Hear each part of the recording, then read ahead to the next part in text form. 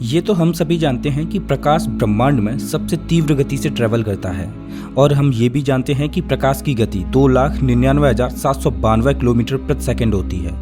लेकिन क्या आपके मन में कभी सवाल आया है कि प्रकाश की गति को आखिर कैसे नापा गया होगा? अगर हाँ, तो इस वीडियो को शुरू से लेकर अंत तक पूरा देखिएगा। आज हम जानेंगे कि कैसे वैज्ञानिकों ने सालों के कठिन परिश्रम से असंभव से दिखने वाले इस प्रश्न का जवाब खोज निकाला। हम उन सभी प्रयोगों को देखेंगे जिन्हें प्रकाश की गति को मापने के लिए किया गया था। साथ ही हम ये भी जानेंगे कि कैसे पहली बार प्रकाश की गति को सही ढंग से नापा गया और अंत में हम उन कुछ तरीकों के बारे में भी जानेंगे जिससे आधुनिक युग में प्रकाश की गति को मापा जाता है। किसी भी चीज की गति को मापने के लिए उसके द्वारा कवर की गई दूरी और जितना समय दूरी को पूरा करने में लगता है उससे दूरी को डिवाइड कर दिया जाए तो जो वैल्यू मिलती है वही होती है उस ऑब्जेक्ट की speed. Speed is equal to distance upon time. आपने अपने स्कूल में ये फॉर्मूला तो पढ़ा ही होगा, लेकिन जब बात प्रकाश की गति को नापने की आती है तो चीजें बदल जाती हैं। प्रकाश की गति इतनी तेज होती है कि पलक झपकने से भी कम समय में ये धरती को 7 बार ऑर्बिट कर सकता है। शुरुआत में इंसानों को लगता था कि प्रकाश की गति इनफाइनाइट होती है।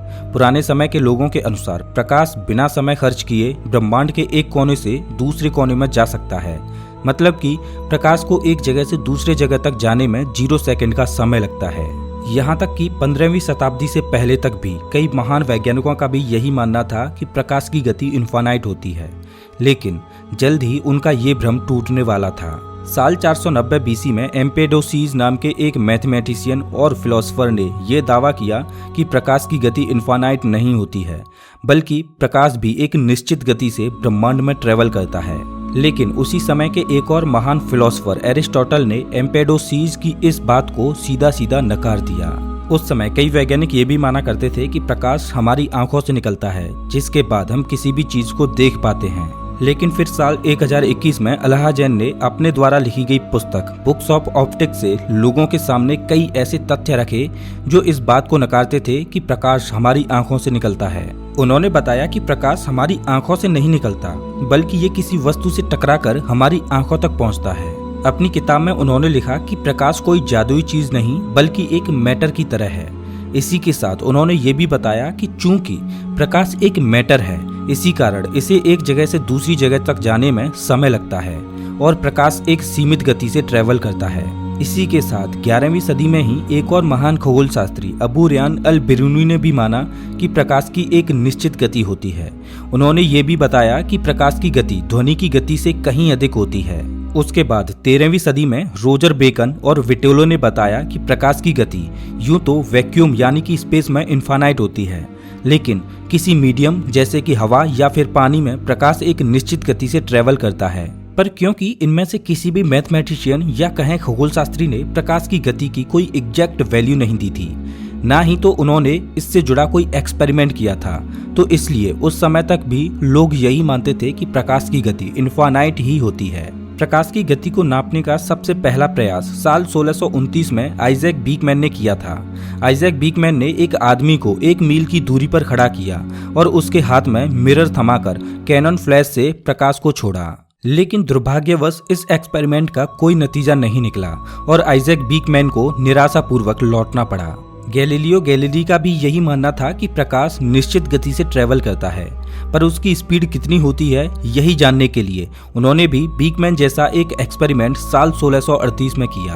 उन्होंने एक लैंटर्न लिया जिसे कपड़े की मदद से उन्होंने ढक लिया था और किसी अन्य आदमी को उनसे कई मील दूर जाकर खड़े होने के लिए कहा।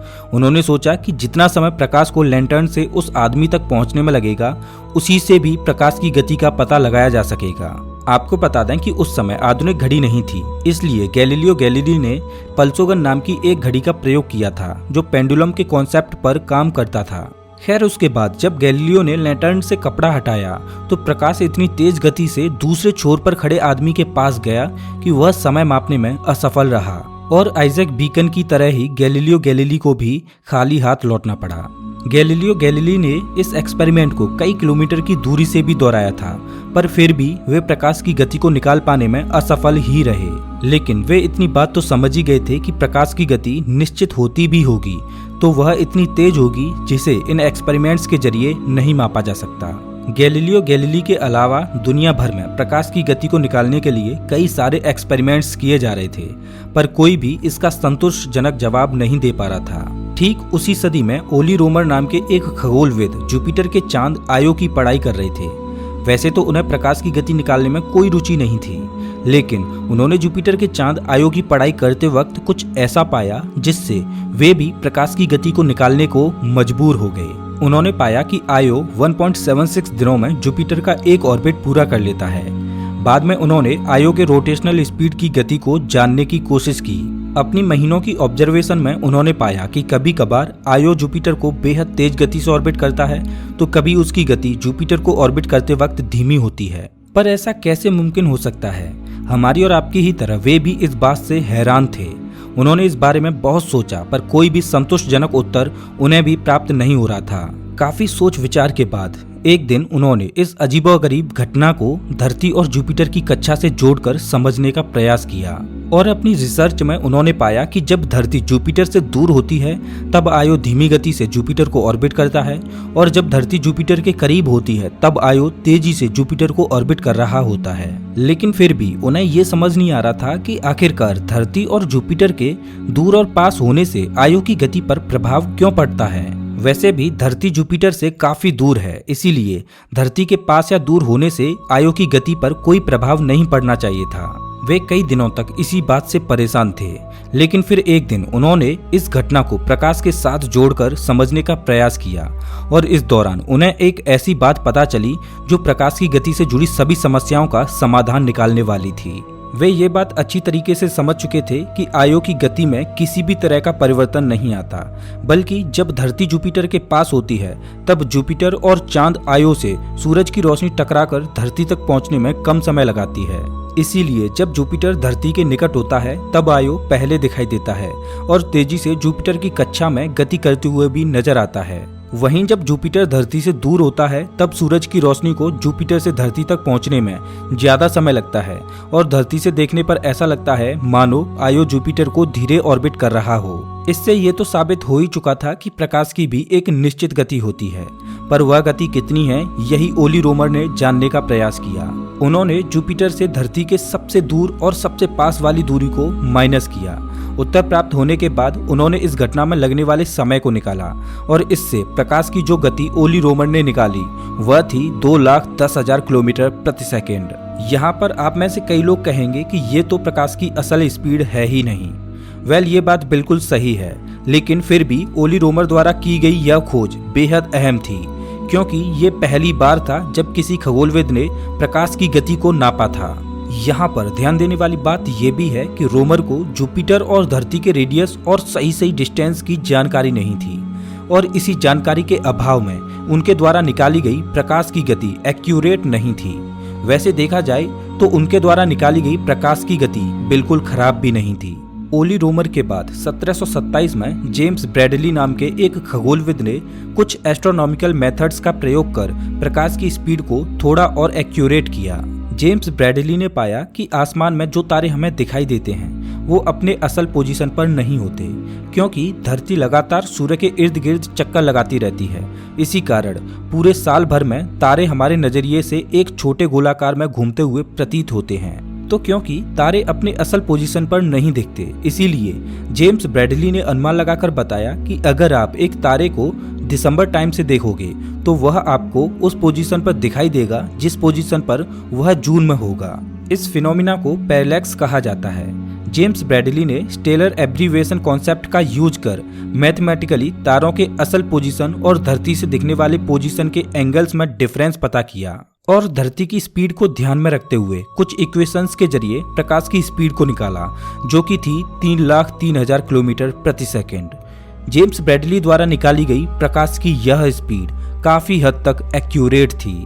जेम्स ब्रैडली के बाद 1849 में आए हिप्पोलाइट फिजियो, जिन्होंने टूथेड व्हील तकनीक की मदद से प्रकाश की स्पीड 3,15,000 किलोमीटर प्रति सेकंड निकाली। इसके बाद 1862 में लियोन फैकल्ट ने हिप्पोलाइट फिजियो की तकनीक को और सुधारते हुए टूथेड व्हील की जगह रोटेटिंग मिरर तकनीक का इस्तेमाल किया, और उन्होंने प्रकाश की स्पीड बताई 2,98,000 किलोमीटर प्रति सेकंड। 1907 में रोजा और डोर्से ने ईएम कांस्टेंट मेथड से प्रकाश की गति निकाली और उनके द्वारा निकाली गई यह गति थी 2,99,700 किलोमीटर प्रति सेकेंड। 1926 में अल्बर्ट ए माइकलसन ने एक बार फिर से रोटेटिंग मिरर तकनीक से प्रकाश की गति 2,99,796 किलोमीटर प्रति सेकेंड निकाली। 1950 में एसन एंड गॉर्डन स्मिथ ने कैविटी रेजोनेटर तकनीक से प्रकाश की गति 2,99,792.5 किलोमीटर प्रति सेकेंड। फिर 1958 में केडी फ्रूम ने रेडियो इंटरफेरोमेट्री तकनीक से 2,99,792.50 किलोमीटर प्रति सेकेंड निकाला। इसके बाद 1972 में इवनसन ने लेजर इंटरफेरोमेट्री टेक्नोलॉजी से प्रकाश की गति निकाली, जो थी 2,99,792.4562 किलोमीटर प्रति सेकेंड। और आखिरकार 1983 में मीटर के डेफिनेशन में बदलाव हुआ और उस हिसाब से प्रकाश की एग्जैक्ट स्पीड हुई 2,99,792.458 किलोमीटर प्रति सेकेंड। अब आप समझ सकते हैं कि प्रकाश की बिल्कुल एग्जैक्ट और एक्यूरेट गति निकालने में वैज्ञानिकों को 16वीं सदी से लेकर लगभग 20वीं सदी तक का समय लग गया।